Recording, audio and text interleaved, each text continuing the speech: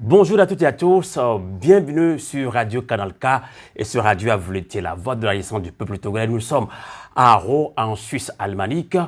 La problématique des changements constitutionnels et la renonciation du président Macky Sall à briguer à un troisième mandat sera l'objet de débat aujourd'hui. Et on va parler également de cette troisième édition du Forum Sahel-Europe. Et ça va continuer également ce débat avec notre invité, Rodrigue Ayego, qui est d'ailleurs notre collaborateur, mon collaborateur depuis Lomé au Togo. Il était de passage à Madrid à cette conférence qui avait eu lieu les 11 et 12, ou bien 10 et 11 juillet à Madrid, justement en Espagne. Comment ça s'est passé cette conférence, puisque vous êtes panéliste, Rodrigue Ayego? Dans un premier temps, je tiens à vous saluer tous ceux qui vont suivre cet entretien et dire que c'est un énorme joie pour moi de me retrouver ici à Haro, Canal K, donc à la maison de la radio Canal K, une radio avec laquelle je collabore depuis maintenant plus de 9 ans, avec également Radio Avouleté qui a été créée par la suite dans le cadre donc des activités qui rentrent dans la lutte pour la promotion de la démocratie, de l'alternance et aussi de l'état de droit sur le continent africain et donc partout dans le monde. Et revenant donc à ce rendez-vous qui s'est tenu les 10 et 11 juillet dernier à Madrid, vous savez qu'aujourd'hui, l'Afrique et la plupart des États sur le continent donc, africain et aussi la plupart des peuples du monde sont face à une problématique très préoccupante qui constitue donc les changements anticonstitutionnels qui est à la source de l'instabilité, surtout dans le Sahel et donc en Afrique de l'Ouest, et aussi la longévité au pouvoir donc qui évoque la question de la limitation de mandat dans la plupart des États africains ou francophones surtout, où depuis plus de 5 décennies, les générations ne connaissent qu'une seule famille à la tête donc des pays, comme si c'était une monarchie. Et de l'autre côté, comment donc trouver une solution à ces fléaux qui empêchent le développement des peuples et donc des États africains? Ça a été au cœur donc de ce rendez-vous à Madrid. Nous avons eu la chance de participer à ce rendez-vous avec la confiance que Tournons la page nous a faite. Et nous n'avons pas Donc vous êtes membre de TLP, Tournons la page. Bien sûr, je suis militant. De Tournons la page. Et nous travaillons pour assurer la promotion donc, de l'alternance démocratique. Et notre slogan, c'est simple, il n'y a pas de démocratie sans l'alternance au pouvoir. Justement, et Tournons la page avait initié il y a 1 année ou 2 ans en arrière, c'était un programme assez vaste pour sensibiliser surtout la population africaine, de la sous-région ouest-africaine surtout. Vous étiez allé au Bénin où Patrice Talon, vous avez convaincu Patrice Talon d'ailleurs qui a donné son feu vert pour vous soutenir. Pas de troisième mandat, Patrice Talon l'a dit. Plus tard au Botswana également, avec le président Massissi. Et là, maintenant, Macky Sall, le président sénégalais, a renoncé. C'était dans un message fort d'ailleurs au peuple africain et au peuple sénégalais également. C'était le 3 juillet dernier. Il a renoncé à briguer un troisième mandat. Quelle est votre impression? Dans un premier temps, je vais expliquer un peu. Nous étions effectivement dans une réflexion profonde pour voir quelle formule trouver ou quel antidote trouver contre le virus de troisième mandat. Et donc, effectivement, au cours du second sommet citoyen qui s'est tenu donc en 2021 à Cotonou au Bénin, le président Patrice Talon, que je salue au passage, a accepté d'adhérer à cette dynamique fondée sur les ambitions et, sur la vision de la jeunesse africaine de voir le continent assaini, le continent guéri totalement de cette pandémie de troisième mandat. Et donc, nous portons ce projet-là qui fait la promotion justement de la limitation à 2 des mandats à la tête des États, ce qui nous a amené à un symbole, et ce symbole, c'est bien sûr le bâton de la limitation de mandat. Et je salue au passage le professeur David Ekwe-Dossé, qui est le porte-flambeau, le porte-étendard de ce bâton de la limitation de mandat que le président Patrice Talon a accepté de prendre, ce qui est synonyme donc de son acceptation ou de son engagement à quitter la tête donc de la République du Bénin à l'issue de son second et dernier mandat donc constitutionnel. Vous avez l'impression que Macky Sall a pris finalement goût d'adhérer à la décision ou bien, du peuple, j'allais dire sénégalais, africain, puisque Patrice Talon a dit « je ne veux plus faire de troisième mandat ». Il est bien vrai que Macky Sall l'a dit un peu plus tard, mieux vaut tard que jamais, mais finalement il a renoncé à son troisième mandat. Est-ce que ce n'est pas impressionnant? Est-ce que c'est à saluer? Non, moi, cela ne m'impressionne pas du moment où la question même sur le plan constitutionnel, au-delà des tentatives de masturbation intellectuelle à laquelle s'adonnent des pseudo-constitutionnalistes qui veulent faire croire que lorsqu'on touche à une virgule donc d'une constitution, cela remet le compteur à zéro. Ben, écoutez, c'est une aberration très grave. Et moi, je pense, comme je l'ai déjà dit ailleurs, que le président Macky Sall, à défaut de sortir par la grande porte, a saisi donc l'occasion ou l'opportunité sous la pression donc du peuple sénégalais que je salue au passage. Il a fait un peu tard. Pas tard, il a fait sous contrainte. Et il l'a fait parce qu'il a été, comment dirais-je, très maladroit dans son approche. Et ça a été une sorte de manque de respect à l'endroit de son propre parole et de son engagement lorsque, sur la base simple de responsabilité, lui-même, il a constitué un adversaire farouche devant donc le président ou son prédécesseur Abdoulaye Wade, qui était justement dans la posture donc de cette question de troisième mandat. Alors, lorsque vous renvoyez quelqu'un qui a des prétentions de troisième mandat, vous venez vous asseoir et après votre second mandat, vous voulez vous lancer sur le même chantier qui vous a amené à combattre votre prédécesseur. C'est complètement de l'irresponsabilité. D'accord. Alors, il a fait sous pression, vous l'avez dit. C'est la raison pour laquelle beaucoup d'Africains, sur le plan international, même ou national au Sénégal, pensent que cette décision de Macky Sall n'est pas sincère. Non, mais dans un premier temps, il y a ce que j'appelle le facteur doute qui existe parce que à côté, donc en Côte d'Ivoire, on a tous suivi le président Alassane Ouattara renoncer effectivement dans les mêmes proportions. Mais il est revenu quand même. Dans les mêmes proportions. Quand je dis dans les mêmes proportions, l'homme il a choisi pratiquement les mêmes termes pour se désengager. Et quand il revenait, ben écoutez, c'était complètement inattendu parce que je me souviens bien, lorsqu'il avait renoncé à son troisième mandat, moi j'avais repris sa vidéo, j'avais écrit donc pour le féliciter, pour dire que effectivement c'est ce que nous voulons pour que le continent puisse avancer, pour que les peuples africains. Mais je l'avais dit dans une émission, Macky Sall n'est pas Ouattara, la Côte d'Ivoire n'est pas le Sénégal. Écoutez, quand vous le dites, la question de troisième mandat, puisque nous en sommes, ça a commencé au Togo. Si les États ne se copiaient pas, si ces chefs d'État ne se copiaient pas, on n'allait pas parler de troisième mandat en Côte d'Ivoire et troisième mandat, par exemple, en Guinée. Et souvenez-vous que lorsque ces présidents étaient donc à la manette, aux commandes pour obtenir leur troisième mandat, ils ont été obligés de venir sauver donc le quatrième mandat de M. Faure Gnassingbé au Togo à travers le 28e dialogue intertogolais. Vous vous souvenez que c'est un dialogue qui avait été facilité en son temps par le président Nana Addo, à l'époque président de la CEDEAO, président d'exercice de la CEDEAO, et le professeur Alpha Condé. Donc il y avait le président Alassane Ouattara qui venait donc comme troisième personnalité. Alors quand l'opération sauvetage du prince en difficulté à Lomé a marché, écoutez, la copie a été conforme. On l'a copié donc en Côte d'Ivoire et on l'a copié en Guinée. Malheureusement qu'en Guinée, par exemple, il y a un certain Mamadou Doumbouya qui est venu, par exemple, mettre fin au rêve très, très, très osé donc, du professeur Alpha Condé.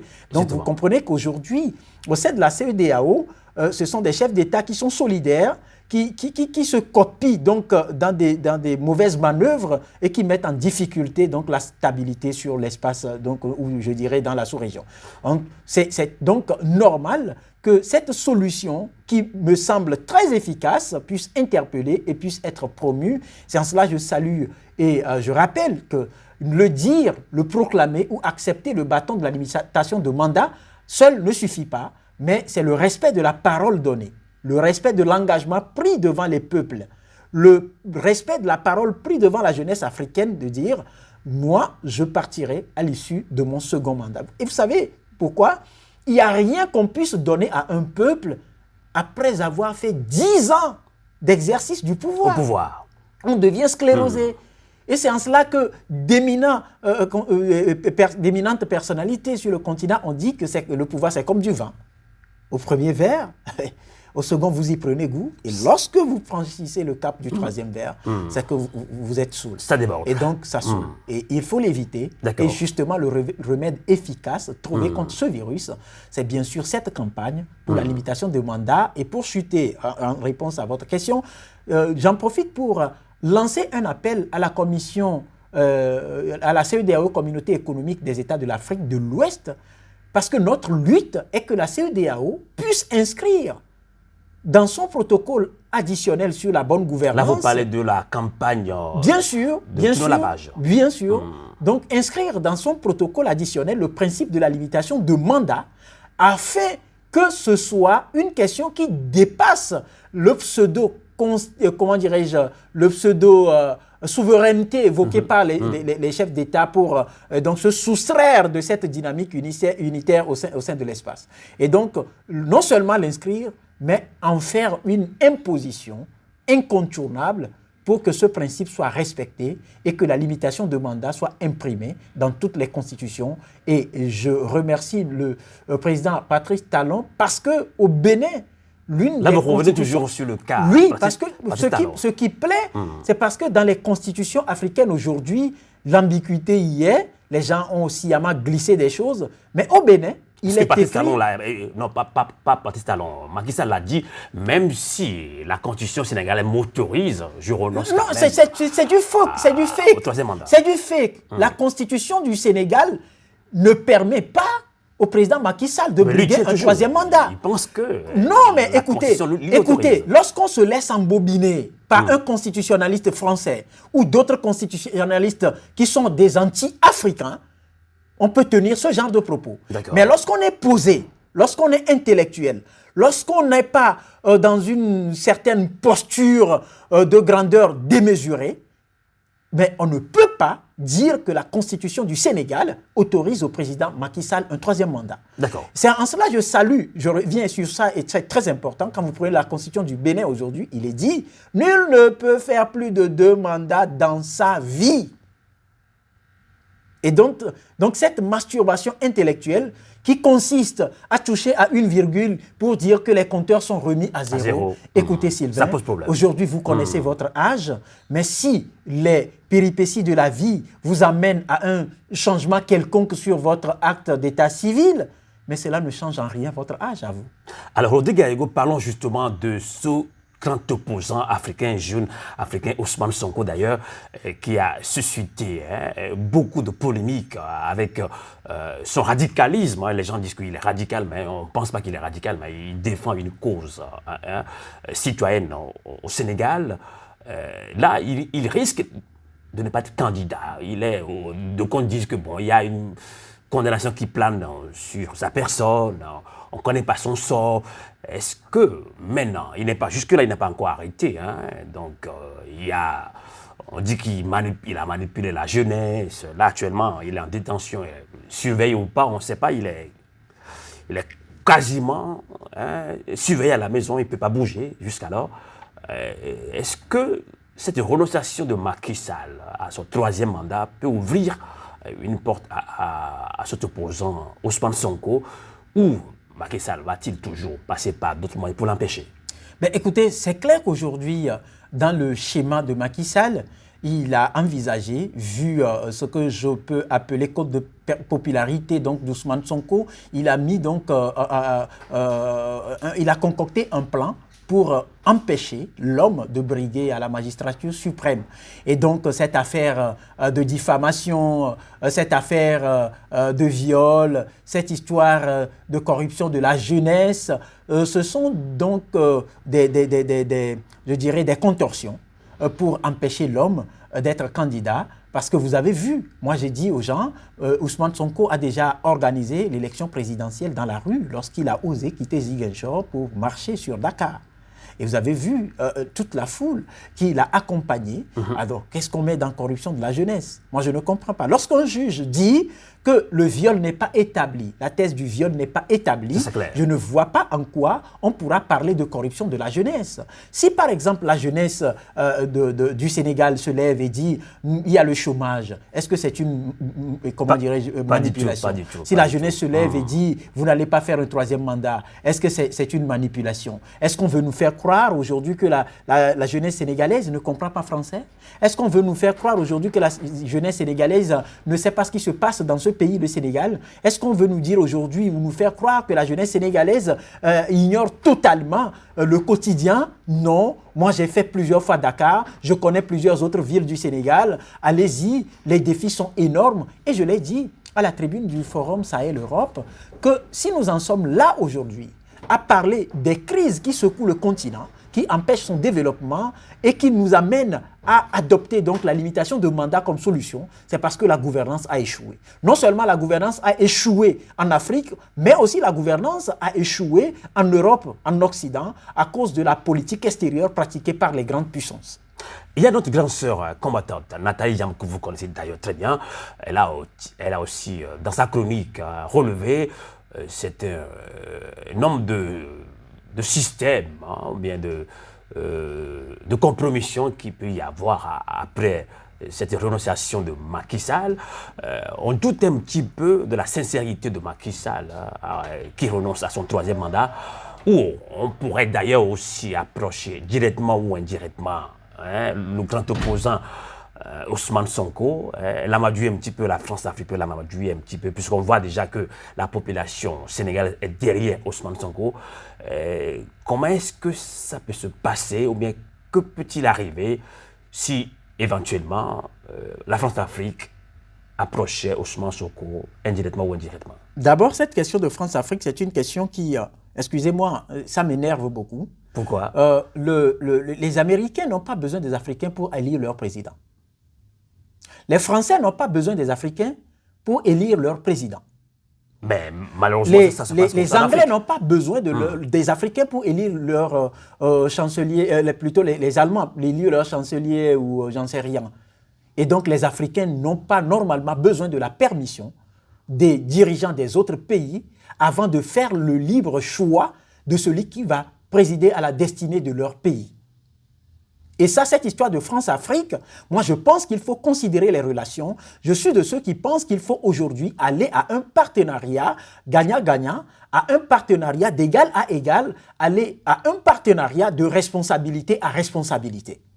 Mais l'attitude paternaliste ne convient plus pour l'Afrique. Nous, peuple africain aujourd'hui, avons toutes les compétences possibles pour peser sur les plateaux de la balance sur le plan mondial. Donc la géopolitique doit être reconsidérée pour que l'Afrique puisse connaître l'essor et cesser d'être le mendiant, c'est-à-dire comment dirais-je, le papa riche, mais mendiant des pays pauvres. Parce que le sous-sol africain est énormément riche. Tout à fait. Mais est-ce que cette richesse profite à l'Afrique? Non. Aujourd'hui, les cris de guerre sur le continent, c'est une manipulation. Je l'appelle guerre par procuration. Les guerres que nous menons ne sont pas les nôtres. Les guerres qui secouent nos États ne sont pas les nôtres. Cette histoire comment dirais-je, de longévité au pouvoir, la gérontocratie, ce n'est pas nôtre.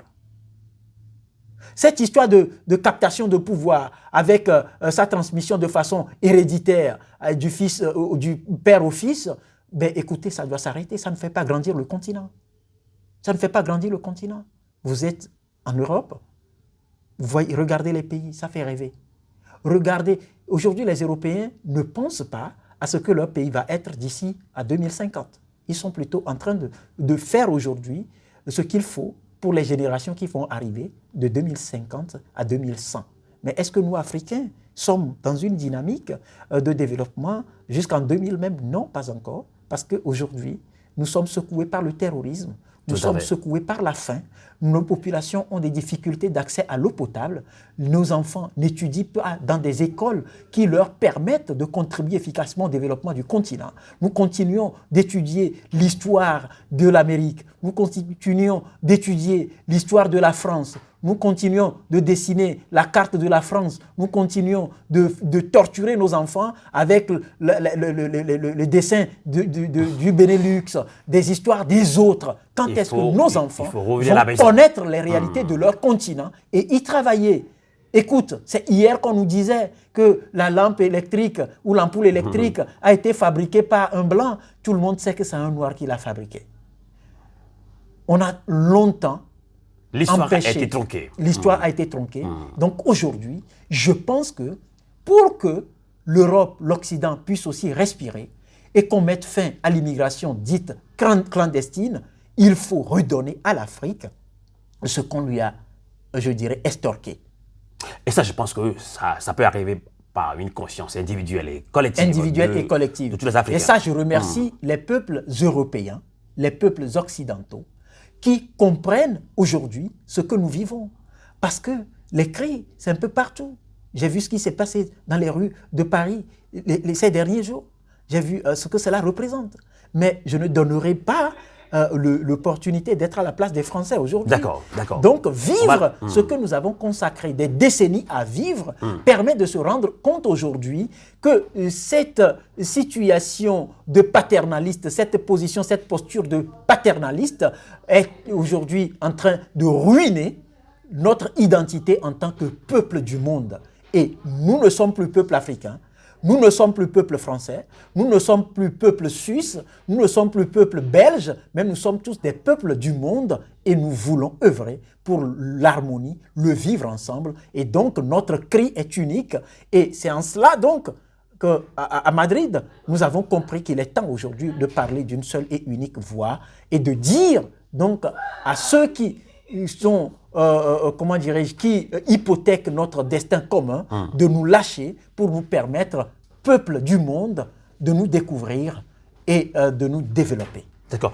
Rodrigue Gallego, vous êtes ici en Suisse, à Almanic, à Haro, au siège même de Radio Canal K. C'est la toute première fois que vous mettez pied en Suisse.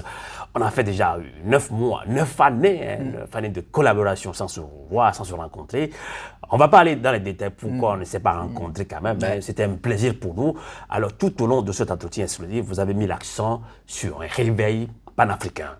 Et aujourd'hui, ce qui se passe au Sénégal par rapport à cette renonciation de Macky Sall pour son 3e mandat, quelles leçons d'abord les dirigeants de l'Afrique, surtout de l'Ouest, de la sous-région ouest africaine, peuvent-ils en tirer, également les peuples africains?